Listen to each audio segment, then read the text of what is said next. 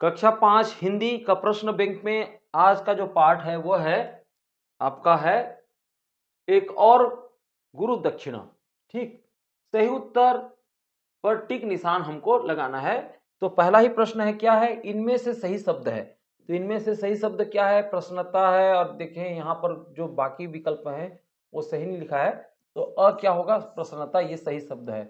तबाह का शब्दार्थ है, तबाह को बोलते हैं नष्ट, तो ये ब इसका सही उत्तर होगा। कुशल का विलोम शब्द, उसका विपरीत अर्थ क्या होगा, अकुशल। ठीक, तेज दौड़ने में से तेज शब्द है संज्ञा सर्वनाम विशेषण, तो तेज शब्द जो है विशेषण होगा, क्रिया विशेषण के तौर पर भी वो काम आता है। ठीक है, तेज, तेज मिर्ची हो गया, तो मिर्ची की विशेषता बता रहा है तेज, है ना, ये इस तरीके से। तो विजय के जन्म दिवस पर मैं उसे एक अच्छा क्या दूंगा, उपहार दूंगा, उपहार दूंगा, सही है। फिर मनुष्यों द्वारा उठाई जाने वाली सवारी को कहते हैं, तो मनुष्यों द्वारा उठाई जाने वाली सवारी को बोलते हैं पालकी। फिर अगला प्रश्न देखें, रास्ता चलने वाला को क्या कहते हैं, रास्ता चलने वाले को बोलते हैं राहगीर। गांव के सब व्यक्ति मिलजुल कर कुआं खोद रहे थे, वाक्य में क्रिया शब्द है, तो क्रिया यानी कोई काम, है ना, तो खोदना एक काम हो रहा है यहाँ पर, तो स क्या होगा, खोद, ये सही उत्तर होगा। फिर आगे हम देखें, नीचे लिखे गद्यांश को ध्यानपूर्वक पढ़ करके दिए गए प्रश्नों के उत्तर आपको लिखना है। तो यह एक महाभारत की कथा है। एक विद्वान ब्राह्मण था द्रोणाचार्य, वह कौरव पांडवों को शिक्षा देता था। अर्जुन गुरु द्रोणाचार्य का प्रिय शिष्य था। वह गुरु कृपा से विश्व का सबसे श्रेष्ठ धनुर्धर था। अर्जुन के निशाने अचूक होते थे, वह रोज कड़ा अभ्यास करता था। उसने महाभारत की लड़ाई में एक नायक का काम किया, और यद्यपि उस युग में कई बड़े धनुर्धर हुए, जैसे कि भीष्म पितामह, द्रोणाचार्य, अश्वत्थामा, दानवीर कर्ण आदि, एकलव्य भी एक अद्भुत प्रतिभा का धनी था।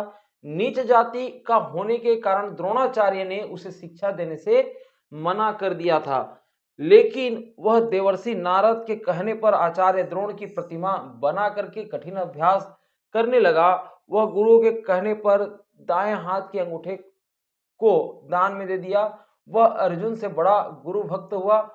कर्ण ने अपनी जाति छिपा करके भगवान परशुराम से विद्या प्राप्त की, लेकिन समस्या आने पर वह अपनी विद्या का उपयोग नहीं कर पाया, तो अर्जुन ने कर्ण का वध कर डाला। अब इस प्रकार से चीजों को यहाँ पर रखा गया है। ठीक है, तो द्रोणाचार्य का प्रिय शिष्य था, तो उसका प्रिय शिष्य था अर्जुन। सबसे बड़ा गुरु भक्त था, सबसे बड़ा गुरु भक्त आपका एकलव्य होगा, उसने अंगूठा दान में दे दिया। कर्ण के गुरु का नाम था, तो कर्ण के गुरु का नाम था परशुराम। एकलव्य ने दान में दे दिया, क्या दान में दे दिया, दाएं हाथ का अंगूठा। अर्जुन श्रेष्ठ धनुर्धर बना क्योंकि वह द्रोण का शिष्य था। ठीक है, ये वह द्रोण का शिष्य था, इसलिए। आगे हम देखें, तुम अपने शिक्षक के साथ कैसा व्यवहार करते हो। तो इस प्रकार से आप लिख सकते हैं, आपके शब्दों में आप जैसा भी लिखे, है ना। तो मैं अपने शिक्षक के साथ आदरपूर्ण और विनम्र व्यवहार करता हूं।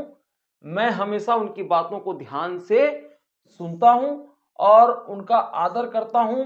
जब भी मुझे किसी विषय में मदद की जरूरत होती है, तो मैं शिक्षक से पूछता हूं और उनका मार्गदर्शन स्वीकार करता हूं। मुझे अपने शिक्षक से प्रेरणा मिलती है और मैं हमेशा उनके साथ अच्छे संबंध बनाए रखने की कोशिश करता हूं। ये इस प्रकार से आप लिख सकते हैं। वो तो आपके मनोभाव के ऊपर है कि आप क्या लिखना चाहते हैं, बाकी एक आपको मदद मिल जाएगी कि किस तरह से आपको लिखना है।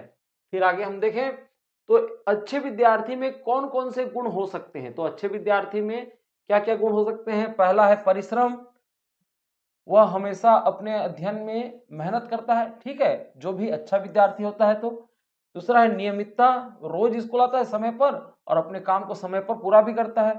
फिर हम देखें ईमानदारी, वह हमेशा सही और ईमानदार रहता है।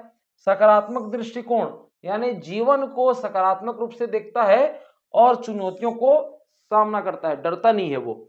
सहयोग, वह अपने सहपाठियों के साथ मिलकर के काम करता है और एक दूसरे की मदद करता है। फिर ये अंतिम जो गुण है वो एकदम महत्वपूर्ण है बच्चों के लिए, कि सुनने की क्षमता, वह अपने शिक्षकों की बातों को ध्यान से सुनता है और उनका पालन करता है। ठीक है, ध्यान से सुनोगे नहीं तो समझोगे कैसे, है ना। अब अगला प्रश्न है कि अगर पढ़ने हेतु पाठशाला नहीं होती तो क्या होता।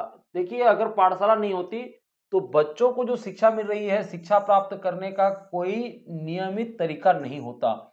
इससे बच्चों का मानसिक विकास रुक जाता और उन्हें समाज में अपनी भूमिका निभाने के लिए जरूरी ज्ञान और कौशल नहीं मिल पाता। यह समाज की प्रगति में बाधा डालता, क्योंकि शिक्षा समाज के विकास का एक महत्वपूर्ण हिस्सा है और बिना पाठशाला के बच्चे अपनी पूरी क्षमता को पहचानने और उसे विकसित करने में सक्षम नहीं होते।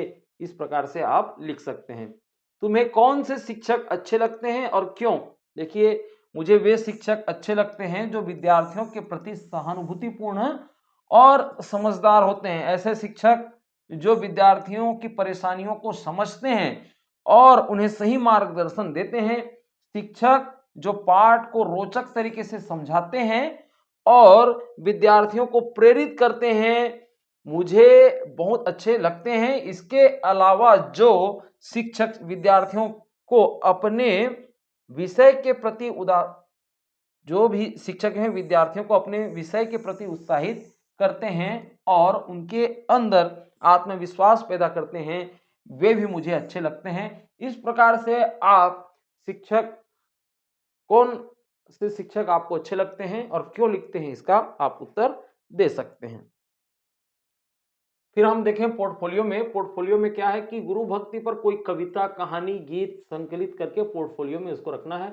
जैसा कि गुरु भक्ति पर यह कविता है कि गुरु के बिना जीवन है अधूरा, ज्ञान का दीपक गुरु ही है, जो जला राह दिखाए वो हमें सच्ची, गुरु के चरणों में सच्ची सुखी। तो इस तरह से आप कविता लिख सकते हैं अपने हिसाब से। कहानी में हम देखें तो आप एक छोटी सी कहानियां लिख सकते हैं, जैसे कि एक बार एक छात्र अपने गुरु के पास गया और उससे ज्ञान प्राप्त किया। गुरु ने उसे जीवन की महत्वपूर्ण पाठ सिखाए, जिससे छात्र ने जीवन में सफलता प्राप्त की। एक बहुत ही छोटी सी कहानी है, आप अपने ढंग से लिख सकते हैं। गीत है गुरु के बिना कुछ भी नहीं, है ना। आप और भी आप नेट से भी आप सर्च करके गुरु की गीत वगैरह, कविता वगैरह लिख सकते हैं। ठीक है, गुरु के बिना कुछ भी नहीं, जीवन की राह में वह है दीपक, उसके बिना सब है अंधकार, गुरु ही है जो हमें दिखाए संसार। ये इस प्रकार से आप गीत के रूप में इसको लिख सकते हैं। ठीक है, तो आशा है आप लोगों को समझ में आ गया होगा कि किस तरह से प्रश्न अभ्यास पूरे करने हैं बच्चों। हम मिलते हैं नए पाठ के प्रश्न अभ्यास लेकर के।